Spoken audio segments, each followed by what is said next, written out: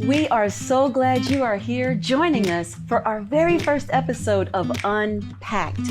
I've got my friend Lisa here, and she's going to join me as we begin to talk about what God is doing in our lives. What is God speaking during these times? So would you join the conversation with us?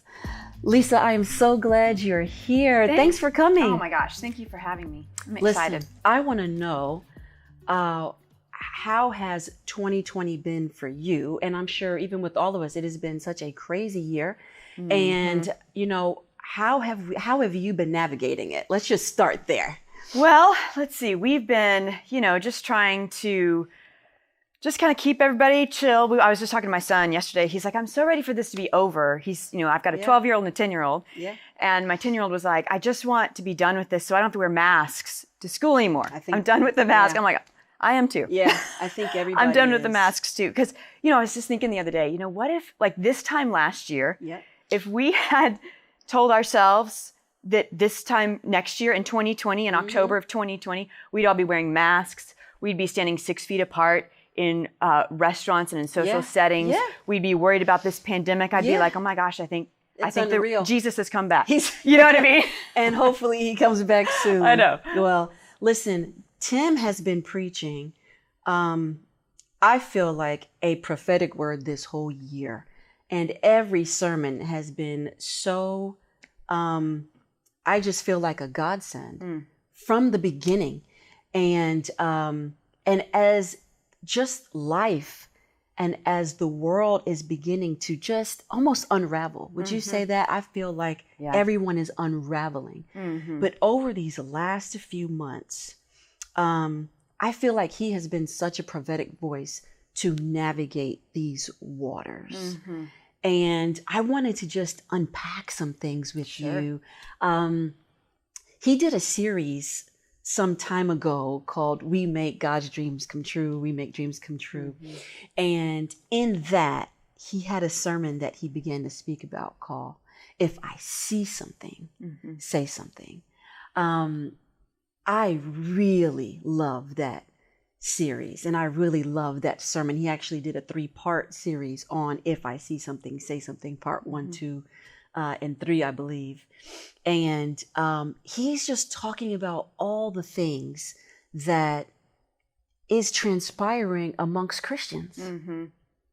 Forget politics and all the stuff that's going on in the world, but even just in the church. And I'm sure that people watching us would agree that even our friends, that our loved ones, we've seen such a divide. Would you agree? Oh my gosh. That we have seen such a divide. Yeah. Again, forget the world, right? The world is going to have their division, but in the church, and he's talking about when we're seeing this divide, how to sort of navigate it.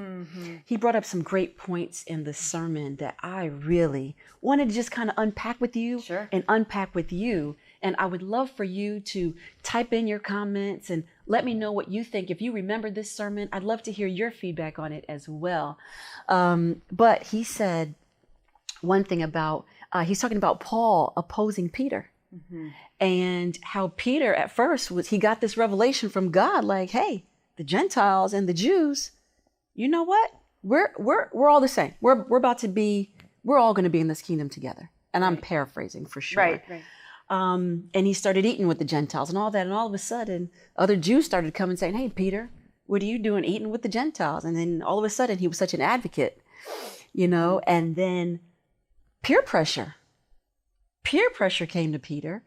And all of a sudden, he started kind of retracting his words. And then Paul comes in at some time, and Paul has to confront him and be like, hey, what are you doing? Right. So the thing that gets me about this particular point is they're both leaders. They were both leaders in the church, and they had this bit of a division. What do you think about when leadership has division? Yeah.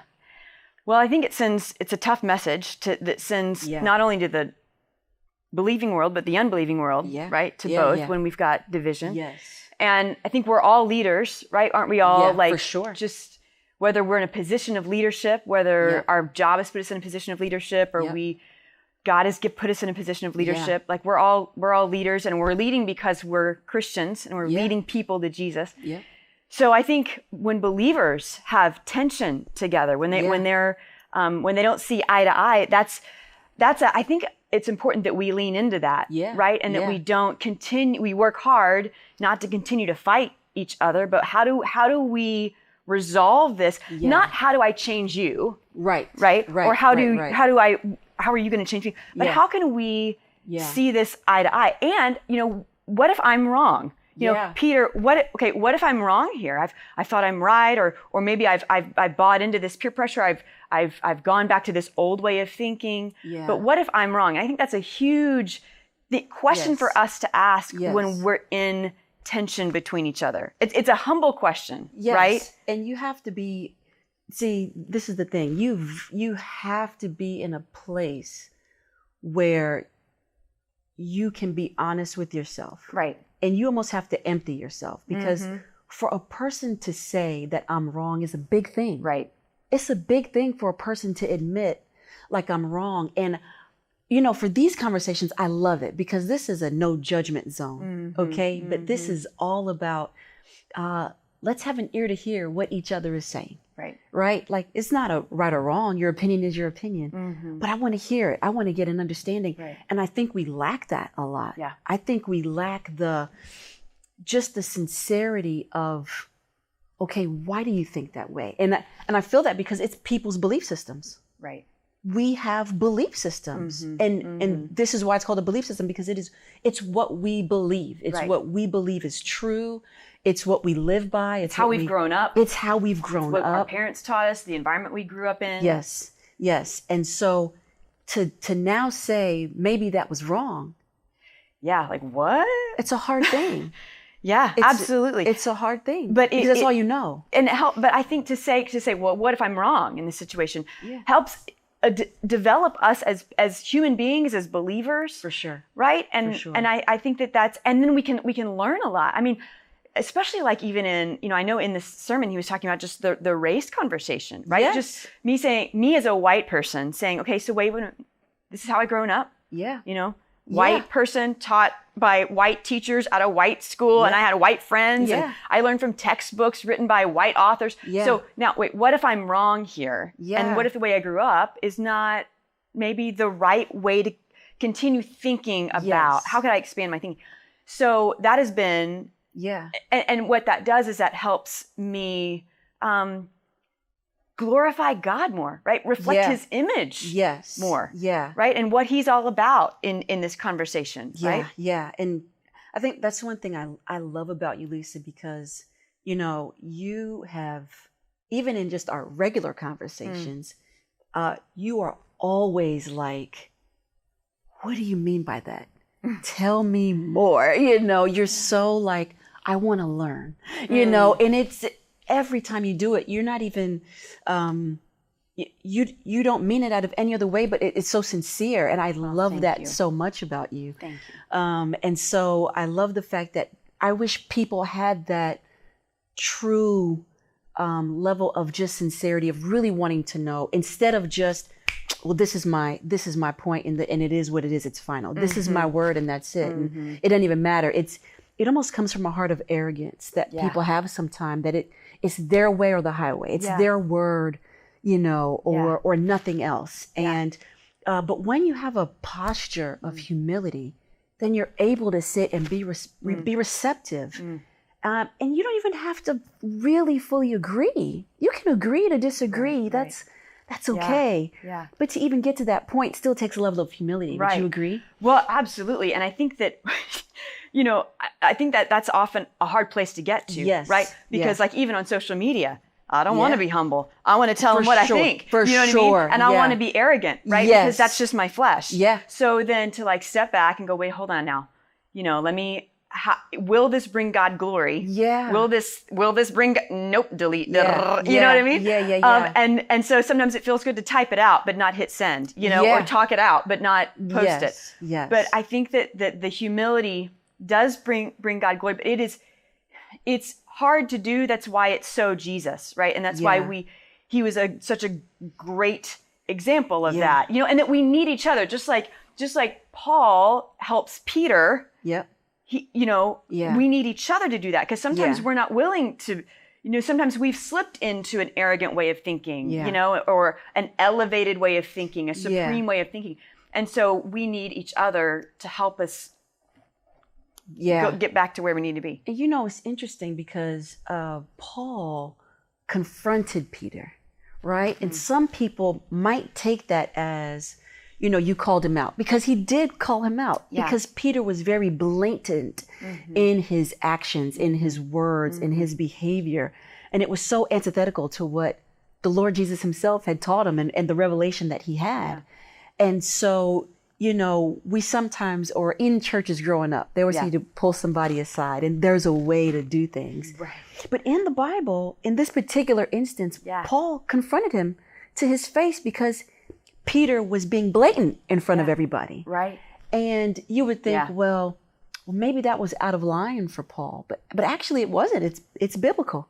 If someone is blatantly, blatantly being arrogant and giving into peer pressure, and you're on that level of leadership and more is expected of you, he sort of got blatantly, and not that I would, I get every scenario is different. It is tough. It's tough. Be like Paul. Yeah. I'm such a peacemaker that I'm just like, there's got to be a better way that we can say this, pull my brother to the side. Sure. And Paul wasn't a peacemaker. Yeah, So, for sure. Yeah, like how is God, what is God asking you to do? Yes, and that brings up a really good point that I wanted to talk about, because I think everybody has a lane to be in. You know what I mean? I think not everybody is going to be the advocate, and not everybody is going to be the prayer warrior. Right. Not everybody is going to be the preacher, and not everybody has the role to be the I'm gonna have my bullhorn and we're gonna lead marches, right? But I think that there is a place for all of that. I don't think any of it is wrong. Right. I think everybody has their lane, and I think you're most effective if you stay in your lane. Some people may not have that. That might not be their temperament, and that's okay. You may not have those things as your temperament, but there's something that you have, and I think that everybody should be fulfilled in what it is that they are doing, and not be judged because my lane doesn't look like your lane, or my lane is different from your lane. You're a big advocate for all the things that you stand up for, and I love it. You're very vocal. I celebrate it because I know the heart that it comes from, and I know the place that it comes from, and you come from a very mixed family. Yep. So you have to deal with a lot. Right. As well, learning about injustices on both sides of the fence, right? There's actually multiple sides of the fence, because there's injustice in many factors, right? There's racism on all ends. Right. But for you in your situation, I know you're always vocalized about how to navigate with your kids, and how to navigate with your husband. How do you, so how has this sermon, how has it helped? Has it not helped? Has it changed a way of thinking? Has it opened up a way of thinking? Like what has this done for you per se, if you don't mind sharing? Sure. Yeah. Well, I think even as, this, if you see something, say something, there's a position of power that I carry as a white person, right? Even Ibram X. Kendi talks about in his book, How to Be an Anti-Racist, he talks about how African Americans have power too, right? But their power is limited in this current climate that we're in. So then what I like to think about it, where I'm running alongside my African American brothers and sisters, or my family, or whatever, and then at the point where their power ends in a particular situation, I take the baton and I go, right? But that position, that place from where I take the baton and I go is a very lonely space to be, because now I don't have everybody around me, or it can be lonely unless I have other, white allies with me or whatever. And so, I think that I feel like I went off and I don't even know what your question was. That's okay. That's okay. But I know what you're saying.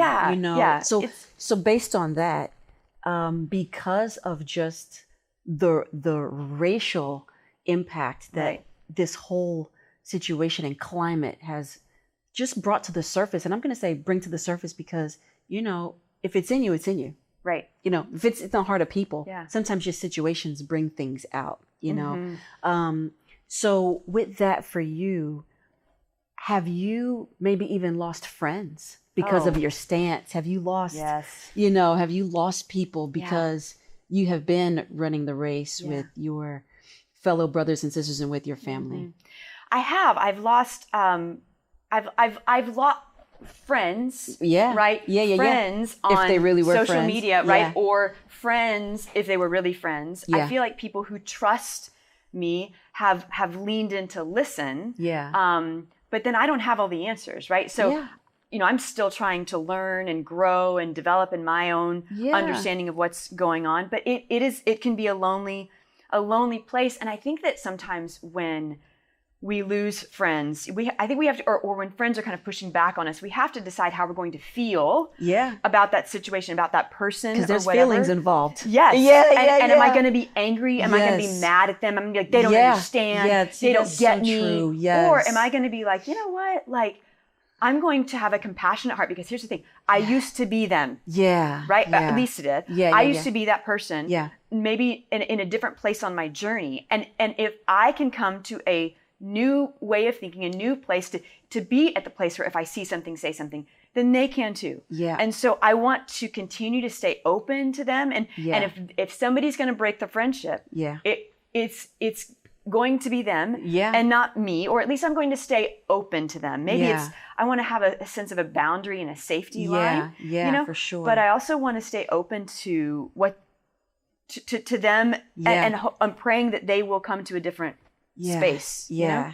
And I want to circle back because I think that's such an important part is how do you feel when it's your friend? Right. And it's like, I may lose my friend over politics or race or like just because I firmly believe this because this is something that is going on in my life. I can't help being, an African American woman and I make no apologies for it. But if you can't have some sort of understanding or want to have an understanding, then this is very interesting now, because now how do you expect me to feel? Right. And so it's like, man, we've been friends for so long. And I agree. It's so funny that going through 2020 and dealing with race or dealing with politics or dealing with all of just the worldly things, that it is what it is, that we've had to navigate that in this flesh. And it hasn't been easy. It just hasn't been easy because I love my friends. Right. You know what I mean? Yeah. And I have to love them even if they now may seem distant from me. Right. Or even if I'm coming to a realization that their belief systems might be different from mine. Which is a humble place to be, right? It gets back to that humility. Yeah. Right? And that is, I feel like what would Jesus do? Yeah. Right? And that Jesus would want us to stay, like, Jesus wants reconciliation, 100%. right? And so what do I need to do to continue to work towards the reconciliation? Yes. Right? And I can only do what I can do. Yep. Now that person we may not reconcile. Yeah. Because they I don't know. Yeah. But I'm going to do all that I can to move towards them 100% to reconcile, right? Again, having safe boundaries, but that's a whole tough line, isn't it? Because how do you do that when your feelings are like, I don't even like them right now? They are my last nerve. Yes. I mean, it's hard. And they've said something or they've done something. Yeah. Like, I thought we were friends. Yes. And I'm taking what you're doing or saying so personally. Exactly. And it's hard. It's not easy. And I know. It is. I know. It's been really, but it's good to know that, I'm not the only one that feels this way. You're going through it too. And I'm sure many of us are having these feelings. Many of us are having these same sort of scenarios that we don't know what to do with our friends. And it's easy for us to cut them off, You know, it's or hard for us to cut them off. Right. Even entertaining the fact that I've got to lose friends over this. And it's almost like, how can we navigate to just maybe say, this is where they are in this area of their life, but they've been great in all these other areas. You know, like, do we throw away everything that we've had because of this? Right. Maybe we do, maybe we don't. It's really difficult. That's really I'd tough. love to know what you all think, and how this particular topic is affecting you. I would love to hear your feedback and how it has made you feel.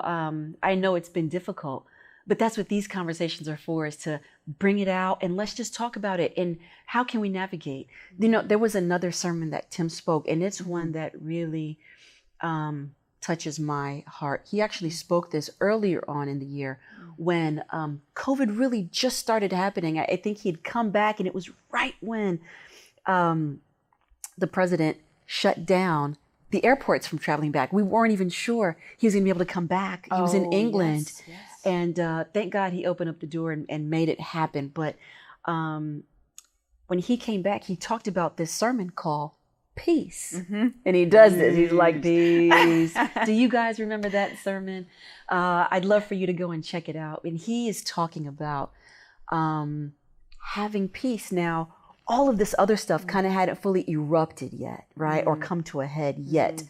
Not that it hasn't been there. Right. Okay. Not that any of this stuff hasn't already been there brewing at the surface. Right. But in this particular time, it was just about this virus becoming really popular and coming out. And so all the airports were being shut down. He wouldn't let anybody back in. But this particular sermon came at such a timely manner because we were already starting to be at an unrest, an unsurety. You know, have you ever felt just unsure about something? It almost brings on a level of anxiety. Right. So when nobody knows anything, we just hear that, hey, this virus is coming and people are dying and it's very contagious, and you know, you can lose your job. You can lose a bunch of stuff or lose your life. And so anytime that there is a situation where there's no answers, right? It brings a bit of a panic. Yeah, absolutely. It brings an unrest. It brings anxiety. It also brings fear. So that causes a trouble to happen. Right. And he spoke this message on peace.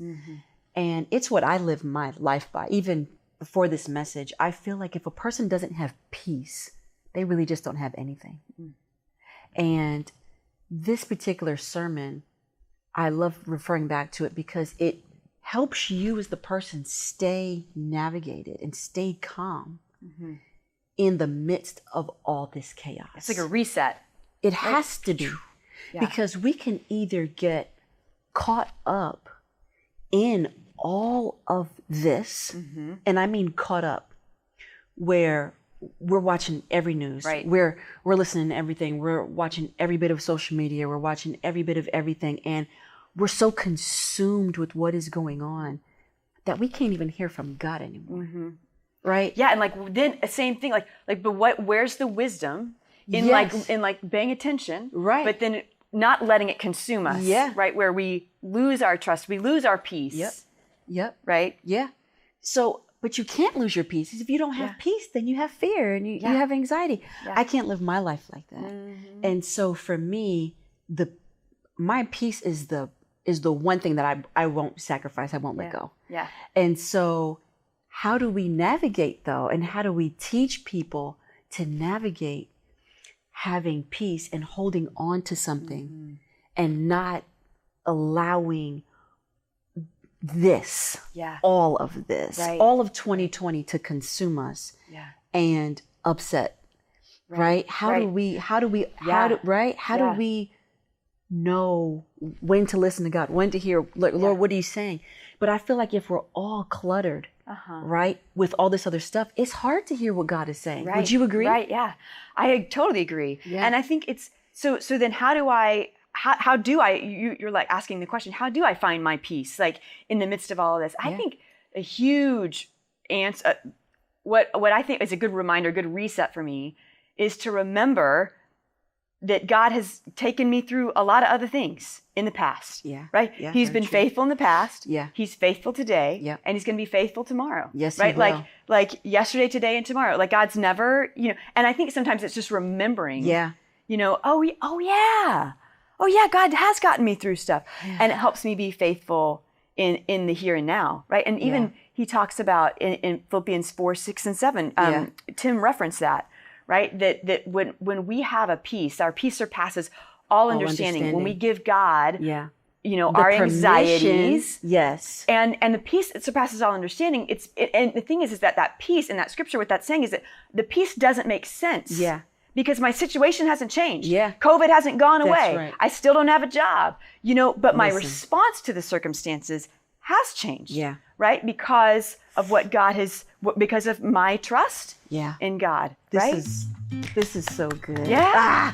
Lisa, I've got to end the show. Oh, now. And we are down to the wire, but I'm so enjoying this conversation. I'm hoping that you're enjoying this conversation as well. I would love to continue this with you. Would you mind? I'd love to. Let's continue this conversation. So would you come back and join us? I'd love to hear your feedback next week. I'd love to continue this conversation. And so we'd love to have you back. God bless you. Put in the comments and the feedbacks. What are your thoughts? What are you feeling? And let's talk about it next time on Unpacked.